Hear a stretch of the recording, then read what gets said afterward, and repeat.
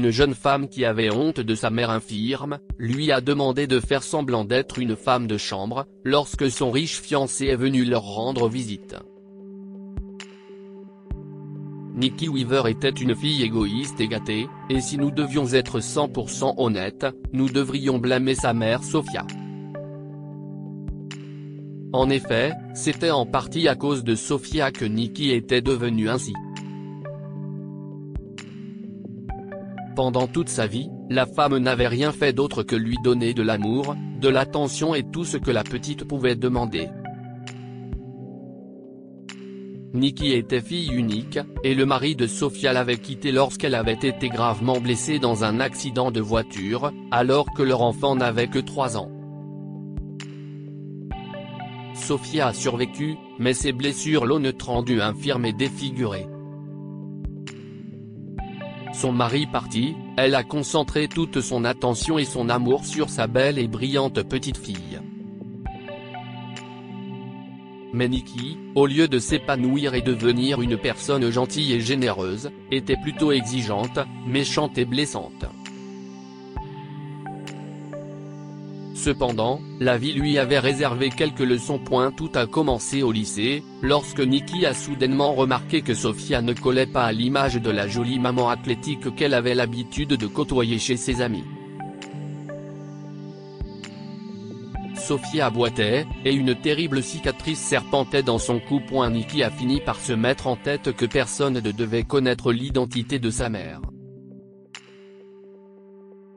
Elle a refusé que Sophia assiste à toutes les manifestations scolaires où ses camarades de classe pourraient la voir. « Comprends-moi maman », avait-elle dit à Sophia. « Je suis la fille la plus populaire de l'école et la plus jolie, on ne se ressemble pas vraiment. » Face à ces mots, Sophia avait ravalé sa peine. Elle voulait que Nikki soit heureuse, qu'elle soit populaire, qu'elle soit tout ce qu'elle n'avait jamais été, et elle avait donc accepté cette réalité. Elle avait ainsi regardé la remise des diplômes de sa fille de loin, pour ne pas l'embarrasser. Puis Nikki est partie à l'université, et pendant ces années, elle a terriblement manqué à Sophia.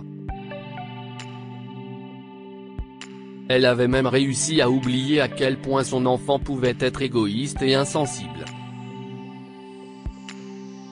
Lorsque Nikki a dit à sa mère qu'on lui avait offert un emploi dans leur ville natale, Sophia était ravie. Nikki était de retour, et elle vivait à nouveau à la maison. Mais si Sophia pensait que la distance rendrait Nikki plus douce, elle allait avoir une surprise. Peu de temps après son retour en ville, Nikki a commencé à sortir avec le fils de son patron, un beau jeune homme qui travaillait aussi pour son cabinet d'avocat. Nikki a dit à sa mère, « Ça y est, maman. George, si est ma chance. Fini les petits appartements minables et les vêtements bon marché. » Sophia était sous le choc. Elle dirigeait une entreprise en ligne prospère et elle trouvait leur appartement très agréable. Elle avait toujours acheté à sa fille ce qu'elle pouvait s'offrir de mieux, et le fait que Nikki ait rejeté tout cela comme étant des objets bon marché et miteux l'a blessée. Le pire était encore à venir lorsque, 3 mois plus tard, Nikki est rentrée à la maison avec une bague en diamant étincelante à son doigt. Il m'a demandé en mariage, maman, s'est-elle écriée. Et bien sûr, j'ai dit oui. Sophia a souri, heureuse pour sa fille. Je suis si heureuse que tu aies trouvé un jeune homme que tu aimes. Aimer ? A demandé Nikki. Tu ne me crois tout de même pas aussi stupide ? Tu t'es mariée par amour et regarde-toi maintenant. Je me marie avec George et je serai une bonne épouse, tant qu'il me donnera la vie que je mérite. Alors ? A timidement demandé Sophia. Quand est-ce que je rencontrerai George et sa famille ? Nikki a regardé Sophia de travers et a affiché son meilleur faux sourire. Oh, je vais organiser quelque chose un de ces jours. En réalité, Nikki pensait qu'elle avait besoin d'un endroit où rester avant le mariage. Une fois cela fait, elle avait d'autres plans, dont sa mère ne faisait pas partie. Mais quelques semaines plus tard, George a dit à Nikki qu'il voulait voir où elle vivait et rencontrer sa mère. Nikki a réfléchi rapidement. Tu sais que ma mère est une femme d'affaires, elle est en voyage en ce moment. Mais tu peux venir dîner. Cet après-midi-là, Nikki est rentrée à la maison et a dit à sa mère, « Écoute, tu dois préparer un dîner incroyable parce que George viendra ici pour le dîner. » Sophia était ravie et a commencé à préparer le dîner et a mis une belle table pour 3. Nikki est sortie de sa chambre en ressemblant à une star de cinéma et a fixé la table du dîner. « 3 couverts ?» a-t-elle demandé. « À quoi penses-tu, maman ? Si est-il seulement George et moi qui dit non. » Nikki, s'est exclamé Sophia. « Si est ma maison, je suis ta mère. Pas ce soir, a froidement dit Nikki. Ce soir, tu es la femme de chambre. Je ne peux pas le laisser te regarder et décider qu'il ne veut plus se marier. » Sophia a complètement été humiliée lorsque George est arrivé et que Nikki l'a présenté comme la domestique. Quelques minutes plus tard, la jeune femme l'a renvoyée en lui disant qu'elle n'avait qu'à revenir le matin. Sophia a pris son sac à main et est partie. Dévastée, elle a appelé sa meilleure amie Anne et lui a demandé si elle pouvait venir chez elle. Anne, une femme jolie et vive qui vivait dans le même immeuble, a accueilli Sophia. « Que s'est-il passé ?» a demandé Anne quand elle a vu le visage malheureux de Sophia. Sophia ne voulait pas lui dire, mais finalement, toute l'histoire est sortie et Anne était furieuse. « Tu as laissé cette gamine te faire du mal. » s'est écriée Anne en colère. « Elle mérite une bonne leçon. Tu dors ici ce soir, et demain, je vais m'occuper de Miss Nikki pour de bon. » Nikki a passé une belle soirée avec George. Ils ont mangé le délicieux dîner que Sophia a préparé, dansent et passent la nuit ensemble. Mais au petit matin, Nikki a eu une énorme surprise. George et Nikki dormaient encore quand la porte d'entrée s'est ouverte et qu'une voix joyeuse a crié, « Nikki. Si est-moi. Je suis à la maison. » Nikki s'est enveloppée dans une robe de chambre et a titubé jusqu'au salon où se tenait Anne, magnifiquement habillée et portant une valise. « Bonjour ma fille. » s'est-elle joyeusement écriée, à la stupéfaction de Nikki.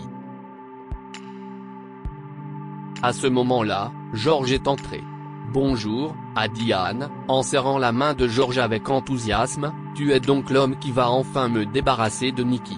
Je dois avouer que je suis tellement soulagé. » George était stupéfait et Nikki était horrifiée.